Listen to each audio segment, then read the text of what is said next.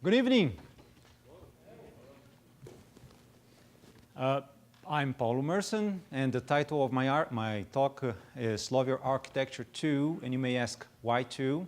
Well, last year there was a talk titled Love Your Architecture.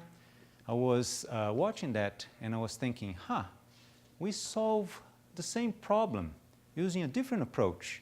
Maybe one day I could also give a talk with this cool title, Love Your Architecture. Here I am. So let's see. There you go. I'll start with a not so unusual story. So I work in an IT department. So imagine in the IT department, a group of people got together to come up with the architecture for a software system. And they created that architecture using the right set of architectural patterns, design patterns, based on their experience with previous problems. They discussed that architecture with the stakeholders, right? And they went on to implement the system. And they refined the architecture incrementally. They were using Scrum. So they would then refine the architecture a little bit more, code a little, design a little, code a little, right? And sprint after sprint, the focus of the developers moved naturally from the architecture towards the code. So the code became the king. And in this project, development and maintenance spanned several years. Okay? There was an early release in production after a couple months, and several releases followed. But the project has been going on for several years, and a lot of people worked on them, staff developers, contractors, interns. And what's the end of this story? Well, end users have been satisfied with the system. That system has been bringing value to the organization to this day. But I want to emphasize another aspect of that project, which is the fact that the actual architecture exhibited by the source code gradually diverged from the original intended architecture. All right? And we know this lack of architectural conformance also happens to buildings. So I'm from Brazil, we get that a lot down there. And we know it happens to software systems. So sometimes the problem with conformance is manifest in the front end of the system. Sometimes it's an internal design detail that doesn't go as planned.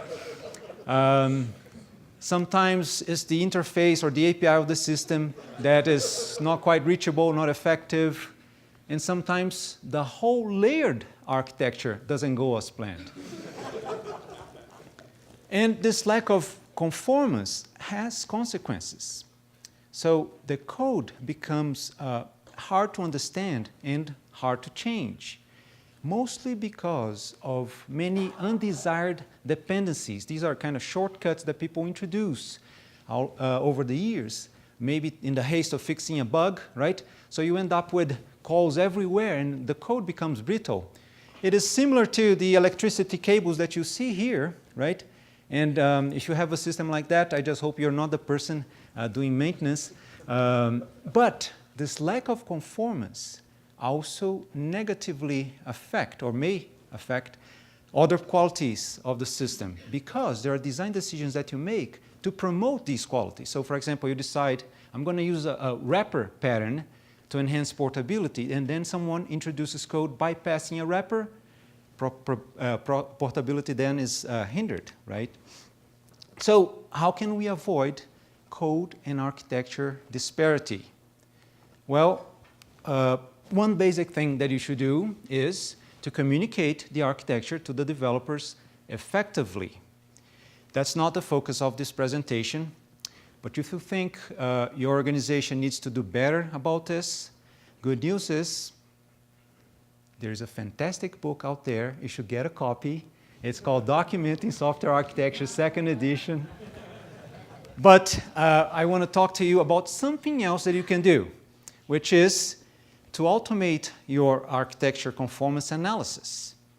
Well, there are different ways, but typically you would going to use static code analysis tools. I listed several of them over here. They're free tools, they're commercial tools. And a lot of people are using these tools these days, but with respect to architectural conformance, the way people normally use these tools has two limitations. First, many people download the tools, and the tools come with several built-in checks. They look for generic kind of problems in the code, and they spot bugs, they spot bad practices, and if you fix those, your code quality improves. That's awesome. But these built-in checks are not aware of your architecture. They don't know your named layers. They don't know your architectural elements, so they are limited in that sense. And the other issue is that developers can choose to ignore the reported violations. That happens when you run the analysis on existing code, and sometimes there are thousands of violations and we don't have time to fix them. A bigger issue is when there's no accountability for adding violations. So in our organization, how did we overcome the first limitation? And I should say that this is an approach that we have been using for over 7 years. This is not an experiment, it's not research. We have been using it successfully for all this time. So we have created custom checks, aka custom rules. We used these three tools here. They offer a Java API to create these special programs, the custom checks. We don't have time here to go over the technical details of custom checks, but I invite you to join us on Thursday at 1 p.m. I'm going to give a 19-minute tutorial on creating custom checks and other guidelines. And how did we overcome limitation number 2, which is the fact that developers can simply ignore the limitations? For that, we created pre-commit hooks on our SVN server and then on our GitLab repository.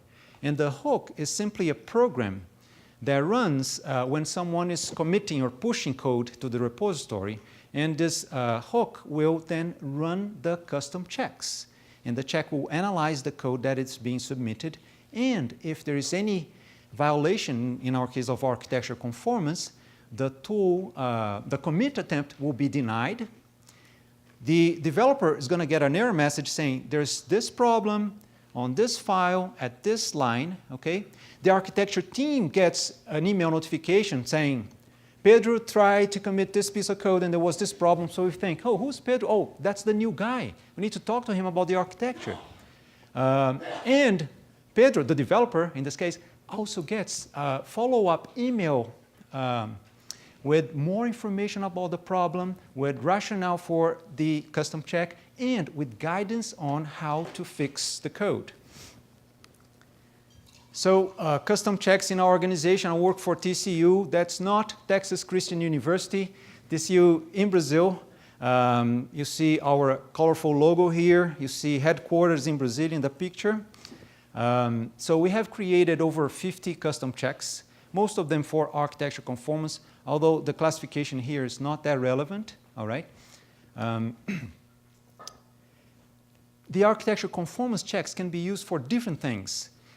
Very important, you can use them to enforce your layered architecture. So you create a custom check that makes sure that code in a given layer is not making calls to code in an upper layer, right? You can also use them to make sure that data access logic, for example, or UI logic belongs to the right place, to the right layer or right namespace in your code base. Mandated generalization, that's a common situation. So you establish, there's a specific architecture element, and that's defined by a superclass or an interface. You can make sure that those elements follow that hierarchy. Naming of software elements with architectural relevance, and you can use them to enforce design standards that you established in your reference architectures. For example, REST standards. So a few lessons learned. I mentioned the pre-commit hooks. You should only add to the pre-commit hooks the custom checks that have 0 violations in the code base, because the hook is quite restrictive, okay? And so only the mandatory, the must-follow rules. The hook is like your last resort to avoid these kind of problems to permeate the code. But you should add all custom checks to SonarQube analysis. That's what we do. And then all projects being analyzed by SonarQube will see the architecture conformance violations being reported. And you should run the analysis in continuous integration. That's what we do. We use Jenkins back home. You should follow an architecturally evident coding style. That's an idea from Just Enough Software Architecture, excellent book by George Fairbanks. Where is George? He's here somewhere, I hope. Anyway, the idea is that the source code will make the architecture visible, evident to a developer reading the code. In our case, the architecture becomes evident to a program that reads the code. That's actually essential for this approach to work. Let the developers know about the custom checks. Let an open space for suggestions for improvements, okay? And let anyone who creates design know about the potential of the custom checks. And then they can come to you if you have a group of people writing custom checks. It's quite simple.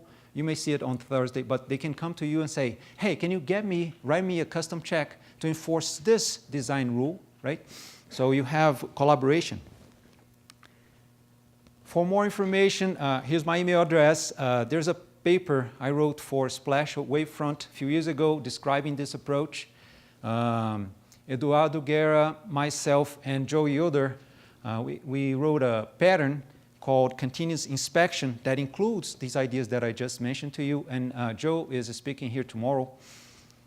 And this is actually my last slide, a quote from the author of the original Love Your Architecture talk last year. Thank you.